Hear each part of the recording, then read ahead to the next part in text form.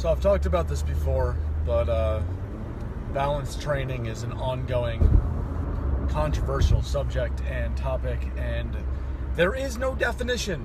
Plain and simple, there is no definitive definition for balance training.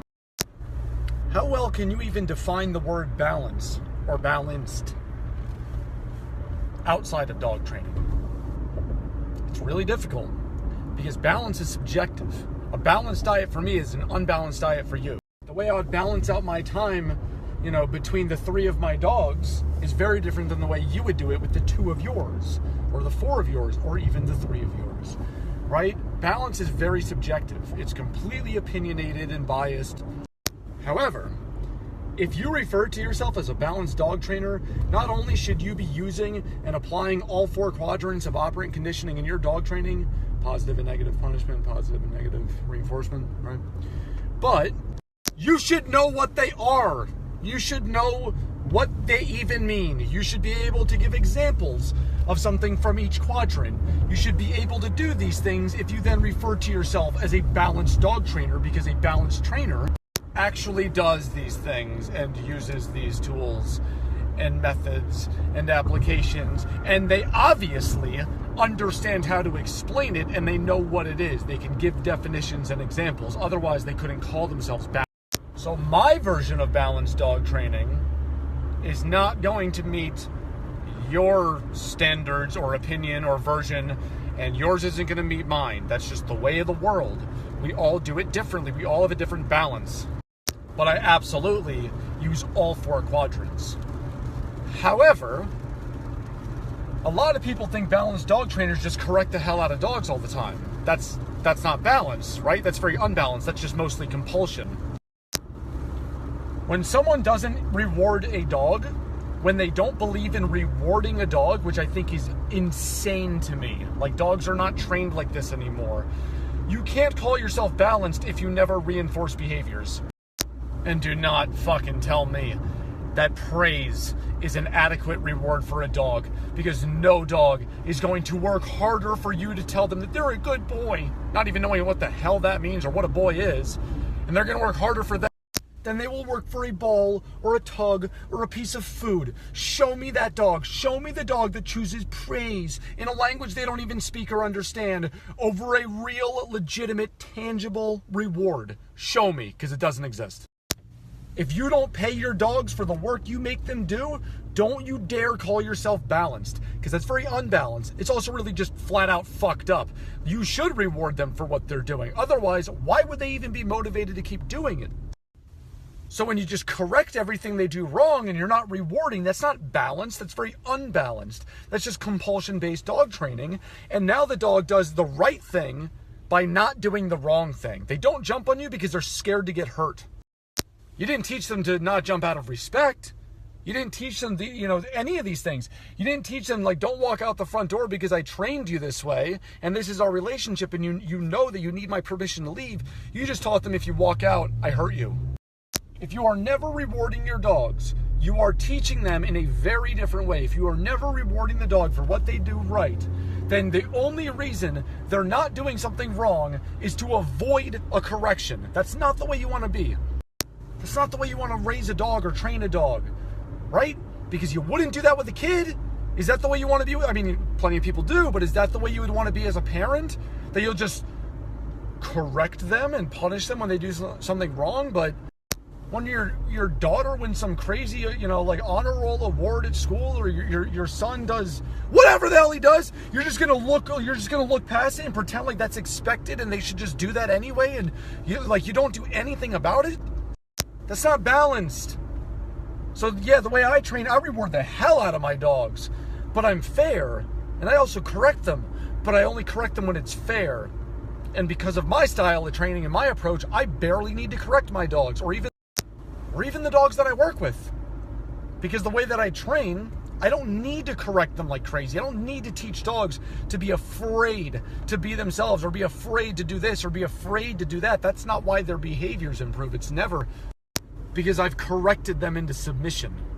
That's unbalanced to me. That's not fair.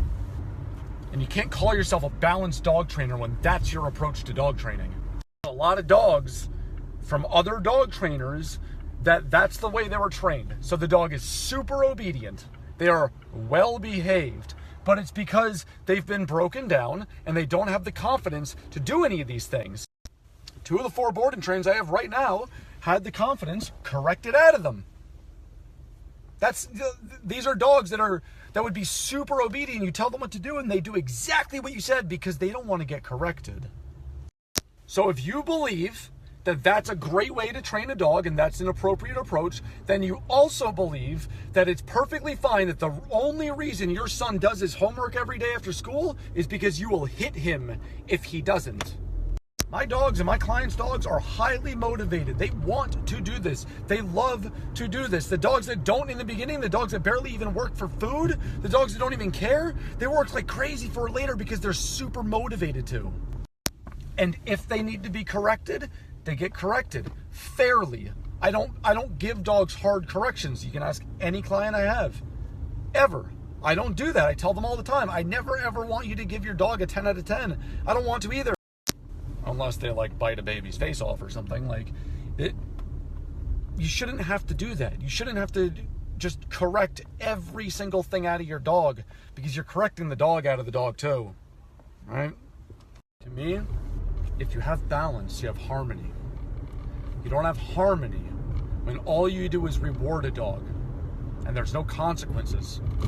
And you certainly don't have harmony when there's only consequences and no rewards. You have to find your own version of balance. You have to find what you feel is balance. But for me, I'm using every quadrant in the system, but it's a lot of rewards, especially in the beginning, not so much later. But my rewards are fair. I do believe they deserve to be well paid for what they're doing, and they do a lot, and they do good work, and they should be compensated for that. I reward my dogs very fairly. I also correct them very fairly if they need it.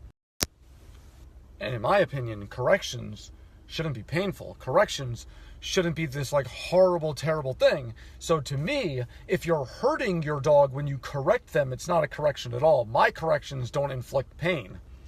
Doesn't mean the dog loves it or something. It wouldn't be a correction. I'm not massaging them and saying, oh, I told them not to do it. It's a correction. There's a real consequence. But it's fair and it's balanced and there's harmony because of it. So I thought I had said enough about balanced dog training, but there's a huge piece that I left out. If balanced means that everything is balanced and everything is in harmony, then your dog should be happy, right? So going back to the dog trainers who just correct everything out of the dog, going back to the dog trainers who use nothing but compulsion to get obedience, which works. It works great. Correct the dog for doing this, correct the dog for doing that, and they'll be too scared to ever do it again. Great, super obedient. I don't care how obedient your dog is if they're miserable. I don't care how obedient your dog is if they don't like you, right? So I don't care how long your dog can hold a downstay for when your relationship with them sucks. Every unfair correction, every extra correction that you didn't need, every unnecessary correction, every correction that you did out of anger, it does damage. It does damage to your relationship. I'm not saying you're hurting them physically, you're damaging your relationship with the dog, and nothing matters more than that. So, if your training is balanced, your dogs and your clients' dogs should be happy. Very simple. If your dog is in a healthy state of mind, they should be happy. If they're not, there's a problem. If your dogs are miserable, then they're not in a good, healthy state of mind. If they're miserable, then your training is unbalanced. So for once, because you know I'll never say this stuff, and you know I never do in any posts and any stories ever, look at my goddamn dogs. Look at my clients. Look at them. How do they look? How does every single dog I work with look? How does every single client's dog look? How do my dogs look? Happy. They always look happy and eager and motivated, like they love it because they love it. And it's clearly because they're in a good, healthy, happy state of mind and they love what they're doing. They take carpe diem to the extreme, while these other dogs look miserable and broken and beaten. So for these fucking idiots that shouldn't even be touching a dog, that just, oh, I correct everything, I don't believe in rewards. Okay, so let's pair up. Let's see one of your dogs compared to one of mine. Let's take any one of your clients and compare them to one of mine. Call me out. Call me out. Bring it on. I will compare any client I have to one of yours, because there's so many of you who run your mouth and you run your mouth about your I don't do treat training. It's not even treat training. It's balance training. You got to reward the dog. I have so many clients whose dogs look more impressive than professional trainers I see on here, than their own dogs. And these are clients. These are not dog trainers or handlers. They're just regular pet people, and their dogs make some of your dogs look like garbage. So for the dangerously uneducated dog trainers who claim to be balanced but have no idea what the hell they're talking about and can't even come up with an example of things like negative reinforcement or negative punishment, can't even explain what positive reinforcement really is, you better pick up a book or a DVD or show up at a seminar and update your methods, because you're living in the Stone Age. And if you want to sit there and talk trash and run your mouth, then bring it on. Let's compare dogs though, not the bullshit coming out of your mouth. Let's compare results. I am so sick and tired of getting broken down dogs from franchises or crank and yank dog trainers because they don't know how else to train a dog rather than just beating it out of them. I'm so tired of having to rebuild these dogs into what they should have been originally. And I love my job. I'm not saying I'm tired of working with those dogs. I'm saying I'm tired of having to, because other people are so fucking uneducated that they should just get a cat and move into the mountains and leave everybody alone and never touch a dog again because they don't know what they're doing. Look at these dogs' body language. Are they complying because they have to, or are they doing it because they want to? Look at my dogs. Scroll down, watch any video ever, and that dog is happy every single time.